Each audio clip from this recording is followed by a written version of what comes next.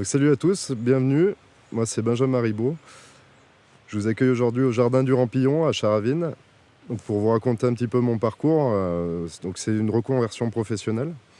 Auparavant, j'étais menuisier, j'étais conducteur de travaux dans une entreprise familiale sur Charavine. Et à la naissance de mon premier enfant, j'ai trouvé que ce métier avait plus suffisamment de sens, en tout cas plus l'essence que je recherchais moi. Et je voulais aussi pouvoir proposer autre chose à mes enfants, en l'occurrence à mon premier enfant, j'en ai 2 aujourd'hui. Et donc je suis parti dans un long parcours de reconversion professionnelle à me dire: «Bah mince, j'ai 30 ans, qu'est-ce que je vais faire?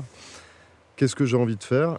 Et il s'avère que j'étais propriétaire d'une maison, d'une vieille bâtisse, une vieille ferme, entourée de plusieurs hectares de terrain, où on se trouve aujourd'hui. Et donc c'est de là où est partie mon idée de faire du maraîchage, de transformer ce terrain en un grand jardin, en un grand potager. Toute l'aventure est partie d'ici. Donc ensuite, pour parler un petit peu de moi, donc je suis très ancré dans la localité. Je suis également pompier volontaire depuis 18 ans sur la commune. Je fais partie de l'équipe municipale également. Et donc tout ça fait que j'avais vraiment à cœur de pouvoir travailler, de pouvoir fournir des légumes, des bons légumes, des légumes frais, des légumes qui ont du goût, en priorité aux gens de ma localité, aux personnes de Charavine et alentours, autour du lac, etc. On y reviendra par la suite. J'ai un petit peu changé de ce côté-là parce que, pour plein de raisons qu'on discutera peut-être au moment de parler de commercialisation. Et donc voilà mon parcours. Donc je me suis installé. J'avais une problématique, c'est que le lieu ici était une ancienne friche. C'était une forêt qui était à la base une forêt de pins qui avait été plantée pour la sylviculture dans les années 70. Rasé ensuite dans les années 95-98, je ne sais plus exactement, et laissé en friche. Donc il y avait déjà une problématique, c'était qu'est-ce que j'allais faire de cette friche. Donc il a fallu déjà demander des autorisations, etc. C'est assez compliqué de pouvoir défricher, il ne suffit pas de sortir sa tronçonneuse, un bulldozer et d'y aller. Il faut demander des autorisations que j'ai obtenues. Et à la suite de ça, il a fallu défricher tout ce petit morceau de terrain avant d'y implanter les premiers légumes. Donc ici, c'est vraiment quelque chose qui a été compliqué à mettre en place, à installer, où il a fallu vraiment se relever les manches et tout créer. Je ne suis pas parti d'une prairie, je ne suis pas parti d'un terrain agricole, je suis parti de cette friche. Donc il a fallu monter l'eau, l'électricité, installer des tunnels, créer des systèmes d'irrigation, parce que qui dit maraîchage dit forcément de l'eau. Le maraîchage sans eau, malheureusement, à part à la télé, ça fonctionne mal, voire pas du tout. Et de là, j'avais une autre problématique, c'était que tous les exemples de maraîchage que j'avais rencontrés, que j'avais vus sur YouTube, sur des livres, etc., me convenaient pas.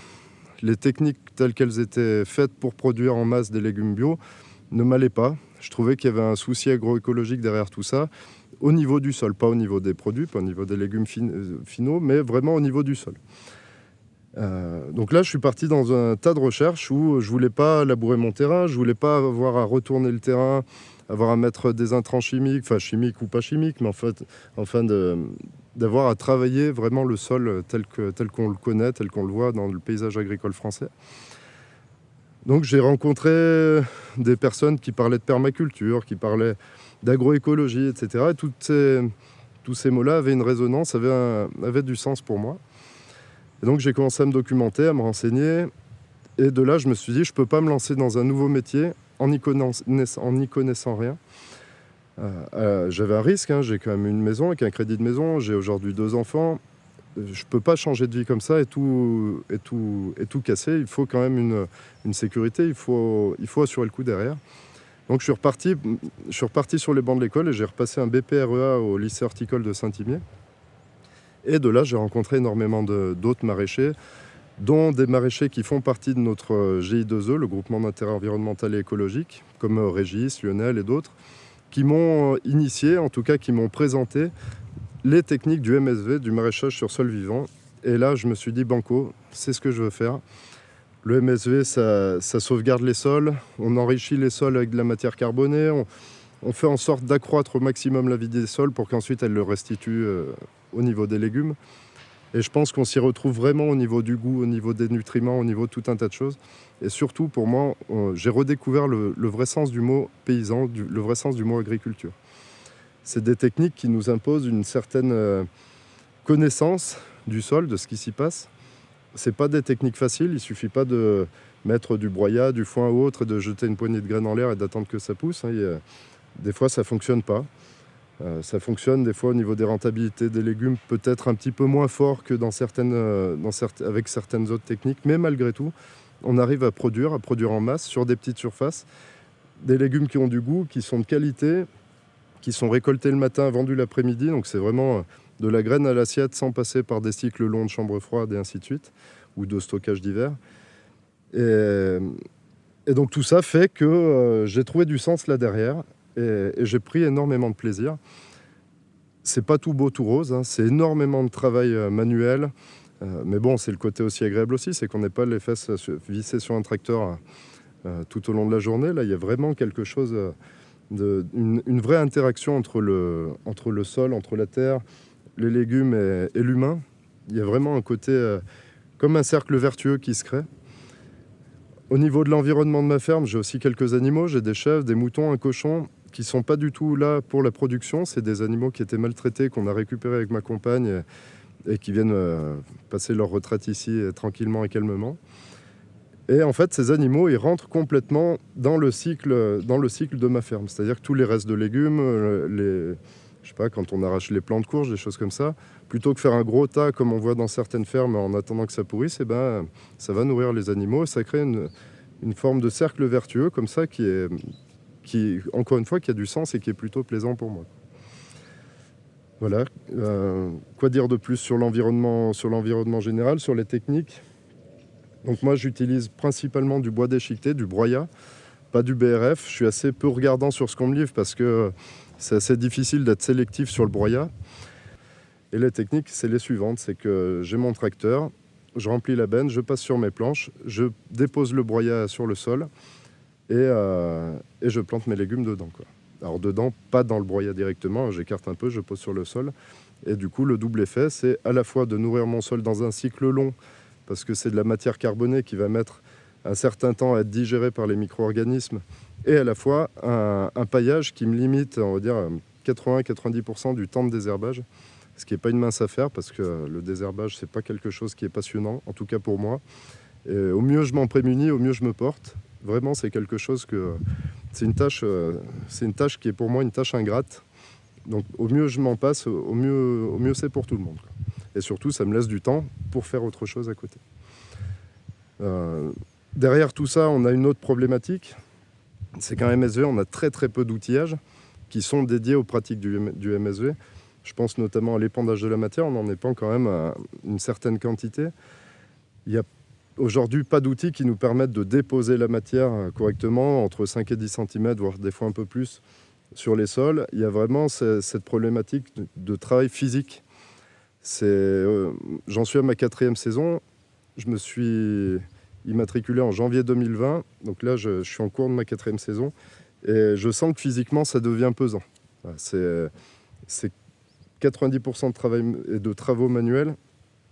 Porter des caisses, épandre du broyat à la main, etc. C'est quelque chose qui, mine de rien, va faire que, je pense, dans les années à venir... Enfin, je ne suis pas sûr de continuer vraiment avec ces techniques manuelles jusqu'à la retraite, quoi. Parce que je pense sincèrement que ces techniques telles que je les emploie ne me feront pas durer dans le temps. Donc il faut aujourd'hui vraiment qu'on trouve des solutions mécaniques. La mécanisation à MSV, c'est pas un gros mot. C'est aujourd'hui la mécanisation, c'est à la fois un outil de rentabilité et un outil de soulagement physique. D'accord ? C'est vraiment... C'est souvent quand on s'installe quelque chose où on se dit non, la mécanisation, j'en veux pas, ça utilise du pétrole, etc. C'est pas propre, je veux faire les choses bien, tout manuel. En réalité, si on n'a pas besoin d'argent pour vivre à la fin du mois, qu'on n'a pas de crédit et qu'on fait ça uniquement pour le plaisir, effectivement, il faut pousser les choses à leur paroxysme et aller le plus possible vers des pratiques on va dire écologiques au maximum. Mais aujourd'hui, si on veut gagner en rentabilité, si on veut pouvoir s'économiser physiquement, le tracteur ou motoculteur, peu importe, c'est pour moi quelque chose d'indispensable. Néanmoins, il faut qu'on arrive à... Alors je ne sais pas si on pourrait un jour se brancher avec des fabricants d'outils, mais je pense sincèrement qu'il faut qu'aujourd'hui on travaille sur l'outillage, on travaille sur la mécanisation, comment l'utiliser au mieux, comment l'optimiser et comment faire pour pas forcément passer moins de temps sur des tâches, mais en tous les cas se soulager nous physiquement. Donc pour revenir sur la commercialisation, donc elle est sur un temps assez court. Ça reste un métier qui est saisonnier. Donc il y a des volumes d'heures durant la saison qui fluctuent. En période début du printemps ou fin de la saison automne-hiver, les journées se calment un petit peu, se détendent. Par contre, au gros de la saison, entre le mois de mai et le mois d'octobre-novembre, c'est des journées à rallonge. Ça peut aller jusqu'à des semaines à 70-80 heures. On vit avec le soleil finalement. Voire un petit peu au-delà quand on est à la bourre. C'est pour ça qu'il faut s'équiper d'une bonne lampe frontale. Mais malgré tout, il faut être prêt, au moins je pense les premières années. Moi je ne veux plus me faire des semaines à 70 heures, je pense que personne n'en a envie. Mais il faut tendre vers de l'amélioration de son temps de travail, de sa qualité de vie. Malgré tout, les premières années, pour moi les 3-4 premières années, c'est comme tout entrepreneur qui monte son entreprise. Il faut être prêt à mettre les mains dedans et aller au charbon, quoi. Donc ça, c'est quelque chose aussi qu'il faut prendre en compte dans sa vie familiale. C'est pour ça que moi, je me suis installé autour de ma maison. Ce projet n'aurait pas vu le jour si je n'avais pas pu m'installer proche de ma maison. J'ai changé de vie aussi pour pouvoir mieux vivre avec mes enfants, mieux m'occuper de mes enfants. Donc ça aurait perdu tout son sens pour moi si j'avais dû m'exporter plus loin, sachant que j'ai des volumes horaires qui sont quand même conséquents. L'avantage d'avoir sa maison à côté, c'est que mes enfants aujourd'hui ils gravitent autour. Finalement, je n'ai pas l'impression de travailler parce que je suis chez moi, je suis sur mon lieu de vie. Alors je ne sais pas si je vis sur mon lieu de travail ou si je travaille sur mon lieu de vie, ça j'ai encore pas réussi à le définir. Le fait est que quand mon grand de 6 ans ou mon petit de 3 ans vient, récolte des légumes, les grignote sur place, joue dans le jardin autour de moi, viennent me solliciter de temps en temps, etc. Ben pour moi, c'est gagné.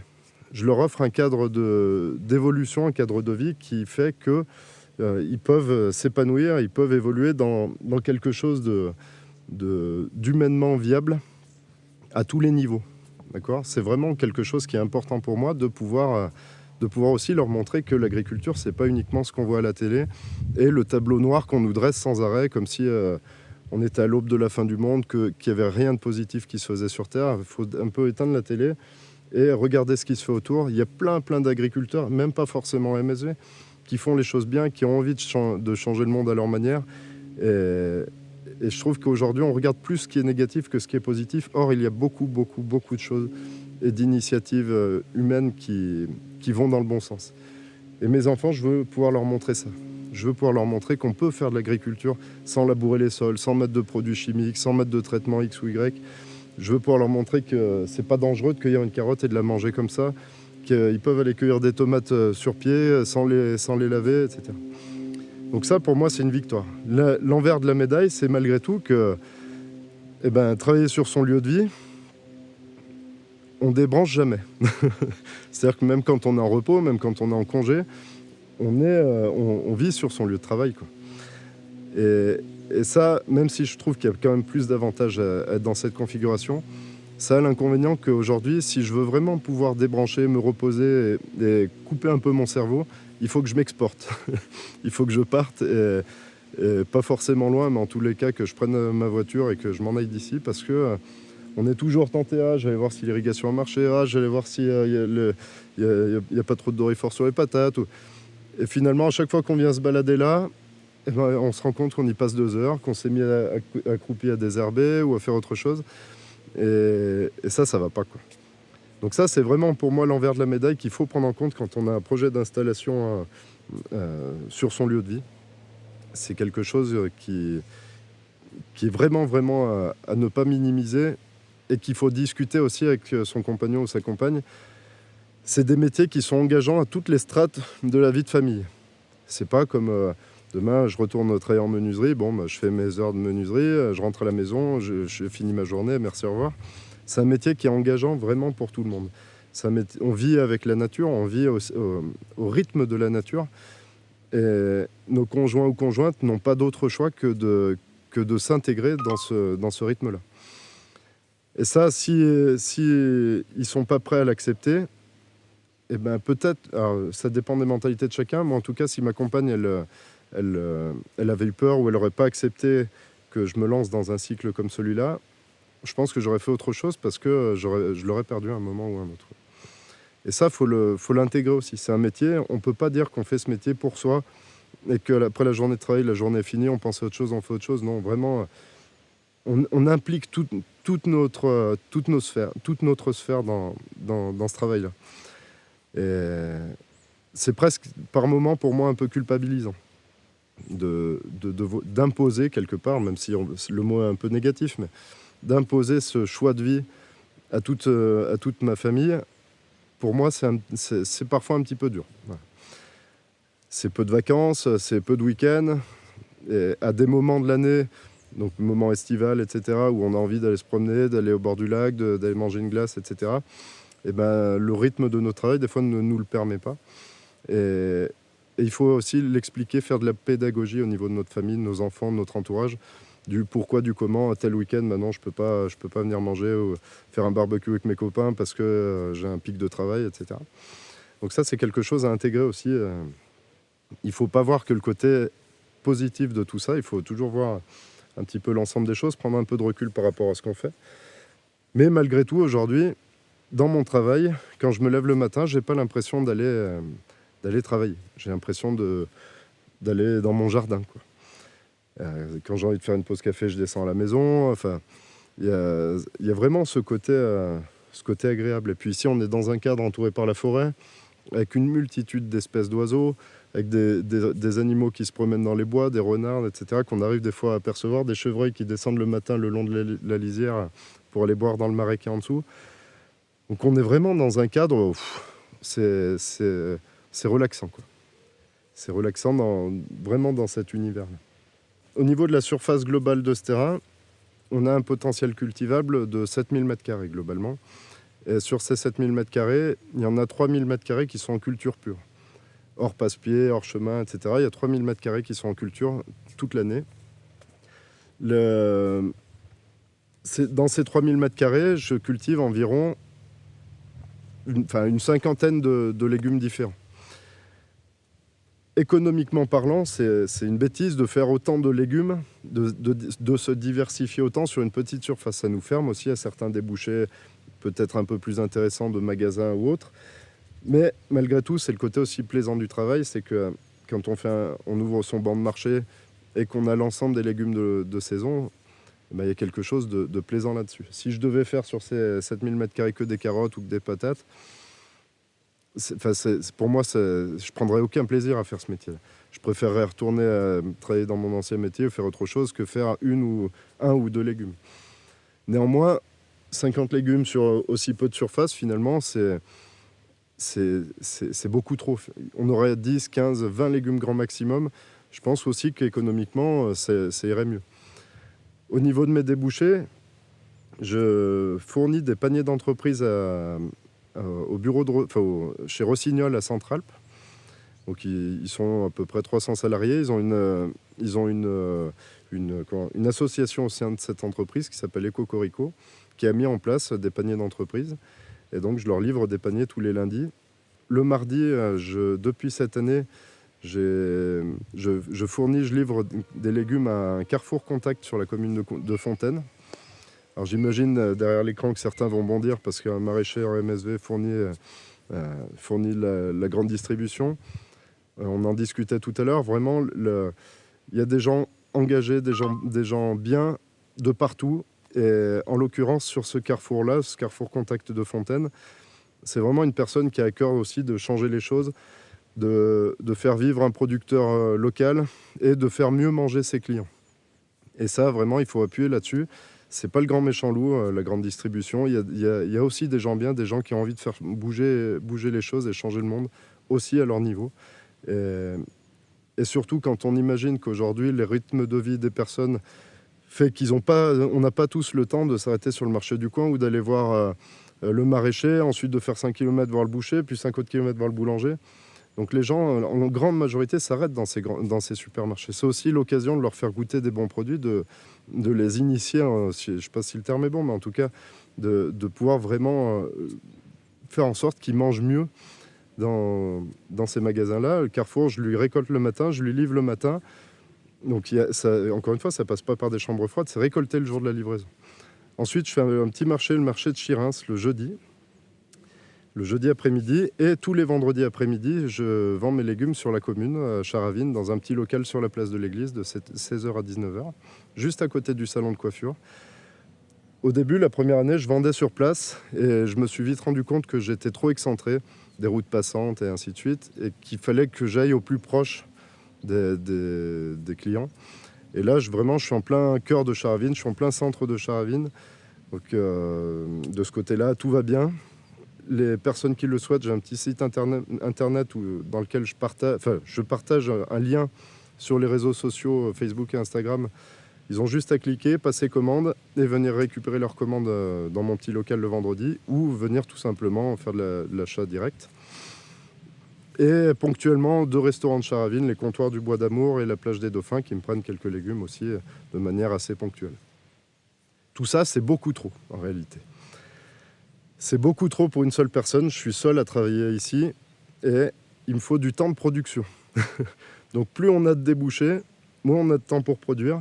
Et la commercialisation, c'est ce qu'il y a de plus chronophage. C'est ce qui est pour moi le plus fatigant, parce qu'à mon sens, je pense qu'aujourd'hui, c'est plus facile de vendre un smartphone qu'un panier de légumes. Et de fait, depuis 1 an et demi, voire 2 ans, les ventes bio, les ventes locales, etc., je trouve qu'on a beaucoup perdu de clients pour diverses raisons. Et aujourd'hui, si on ne communique pas, si on ne démarche pas les magasins ou ce qu'on veut, eh ben, on ne vend pas notre production. Et ça devient vraiment une grosse difficulté, c'est d'arriver aussi à faire comprendre aux différentes collectivités, aux strates communales ou intercommunales, voire plus, que sans leur soutien, sans leur aide, je ne parle pas d'aide économique, je parle d'aide en termes de communication, d'échange, d'intégration sur des points de vente ou autres. Sans ces personnes-là, aujourd'hui, si on veut rester en local, quand on est une petite commune rurale comme ça du Nord-Isère, évidemment, ça dépend des secteurs, mais en tout cas ici, eh ben, on n'y arrive pas et on est obligé de s'exporter de plus en plus loin pour arriver à vivre de notre métier. Et ça devient la grosse difficulté. Il y a certains maraîchers qui vont certainement arrêter dans les années à venir parce qu'ils n'arrivent plus à commercialiser correctement. C'est quand même malheureux quand on imagine que dans un village comme Charavine, il y a 2000 habitants, par exemple, autour du lac, je ne sais pas, c'est peut-être 5, 6, 7000. Il y a un potentiel, en tout cas, qui est là. Comment arriver à les faire venir? Comment arriver à leur faire comprendre qu'on n'est pas si cher que ça par rapport à ce qu'ils peuvent trouver en supermarché, voire on s'est rendu compte depuis cette année que sur peut-être 80% de notre production, on était moins cher, d'autant que nos prix sont fixes toute l'année. Il n'y a aucune fluctuation des prix. Donc acheter ses légumes chez le maraîcher du coin toute la saison, ça revient au final moins cher qu'en supermarché, avec des légumes qui ont du goût, qui ont très certainement des valeurs nutritives bien meilleures, bien supérieures à ce qu'on peut retrouver dans les supermarchés. Donc tout ça, il faut arriver à faire de la pédagogie, à en parler, à communiquer là-dessus. Je pense qu'on n'en parle pas assez des prix, on est des bons Français, quoi. Le prix, l'argent, on a du mal à en parler. On communique beaucoup sur nos pratiques, sur nos techniques, sur tout ce qu'on maîtrise le mieux. Et l'argent, on en parle un petit peu comme ça, ponctuellement, presque à messe basse. Or, aujourd'hui, il faut le dire, il faut insister là-dessus, on est en vente directe, moins cher que la grande surface. Et ça, eh ben, voilà, acheter ses légumes toute la saison à un producteur, c'est faire des économies, c'est manger mieux et être certain et certaine de rester en bonne santé. Mais la réalité économique des choses fait que ça ne suffit plus. C'est ce que je vous disais tout à l'heure, je vous avais dit que je reviendrai là-dessus. Mon souhait premier était de vendre toute ma production à Charavine. Quand je me suis installé, je pensais naïvement que produire des légumes comme j'allais les produire, il suffirait de mettre une table au bord de la route avec mes légumes dessus et je vendrais tout. J'avais vraiment cette image-là. Et j'ai vite déchanté, je me suis vite rendu compte que non. En plus d'être producteur de métier, il faut être aussi commerçant, il faut être commercial, communicant. Donc il faut adopter un certain nombre de casquettes qui sont essentielles pour vivre de ce métier. Je pense que tous et toutes, on arrive aujourd'hui à bien produire en MSV, à produire en quantité, des légumes sains, etc. Là où on pêche tous, alors je ne vais pas généraliser, mais en tout cas une grosse partie, c'est sur la partie commercialisation parce qu'on ne communique pas suffisamment bien pour que les gens en reviennent vers nous. C'est sûr que quand on allume la télé, on voit des pubs sur Leclerc, Carrefour, Super U, etc. sans arrêt, avec des promos fracassantes sur des paniers de légumes de saison, de trucs, de machin. Nous, on n'aura jamais leur force de communication. Et ça, il faut qu'on arrive à s'en inspirer malgré tout de ces gens-là. Et peut-être s'en rapprocher aussi. Mais l'envers de la médaille de mon projet d'installation tel qu'il était est qu'aujourd'hui, vendre que sur Charavine, enfin que dans ma localité, pas que sur Charavine, mais Charavine, Chiras par exemple, Chiras à 10 minutes d'ici, ça ne me suffit pas pour vivre de mon métier. Donc je suis obligé de multiplier un certain nombre de petits débouchés comme ça qui me permettent de vivre de ce travail. Néanmoins, mon amplitude horaire vient du fait aussi que j'ai beaucoup de débouchés moi tout seul. Donc il faut travailler des fois plus tard, plutôt le matin, le samedi, le dimanche, pour pouvoir produire, pour pouvoir ensuite sortir dans mes débouchés. Alors si j'avais un conseil à donner à quelqu'un qui aujourd'hui voudrait se lancer en maraîchage sur sol vivant, enfin, j'en aurais plusieurs en fait des conseils. Le premier, ça serait de me rapprocher d'agriculteurs qui existent déjà, à la fois en MSV, mais pas que. Comme je disais, on a des problèmes d'outillage en MSV.